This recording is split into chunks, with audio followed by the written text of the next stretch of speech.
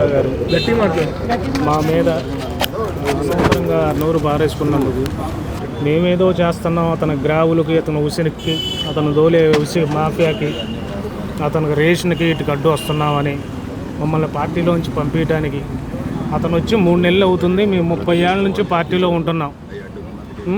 30 ఏళ్ళ నుంచి మేము పార్టీలో ఉన్నాం. 3 నెలల నుంచి వచ్చి అతనికి సభ్యత్వం కూడా లేదు. మమ్మల్ని సస్పెండ్ చేస్తాడంట మాఫియా. మమ్మల్ని ఎదురైతే బట్టలు తీసి కొడతాడంట. ఈ అవమానాలు భరించే బదులు సావడం మేలని చెప్పి మా ఆవిడ నిద్ర మాత్రలు మింగి చనిపోవడానికి ప్రయత్నించింది. ఇది బాబు గారితో సీఎం గారితో ఎంపీ గారు మాట్లాడారు సార్. సీఎం గారు ఇవాళ సర్వే కూడా పెట్టారు. యాక్షన్ తీసుకుంటాం, మీరేం తొందరపడొద్దని రఘురాం గారు మా జిల్లా పార్టీ అధ్యక్షులు వచ్చారు, ఎంపీ గారు వచ్చారు, అలాగే జోహార్ గారు వచ్చారు, మినిస్టర్ గారు వచ్చారు, దత్తు గారు వచ్చారు. అందరూ మాకు భరోసా ఇస్తున్నారు.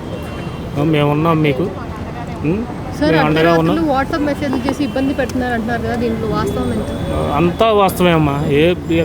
ఉద్యోగస్తుల్ని మరీ విపరీతంగా ఇబ్బంది పెడుతున్నారు. లేడీ ఉద్యోగస్తులను అయితే మరీ బాగా ఇబ్బంది పెడుతున్నాడు.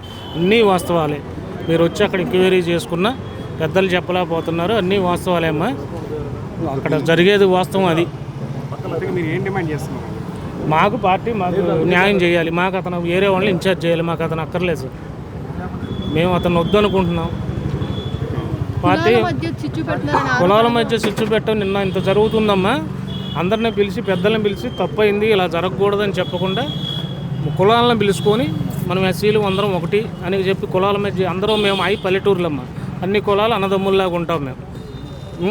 కొన్ని కులాలని ఎడగొట్టేసి మాకు ఎస్సీలు చాలని చెప్పి పిలిపించి మంది పార్టీ నేను ఎమ్మెల్యే అని ఎస్సీని మేము మనమే పరిపాలన చేసుకుందాం, మనమే చేసుకుందామని కులాల మధ్య చిచ్చు పెట్టాడమ్మా.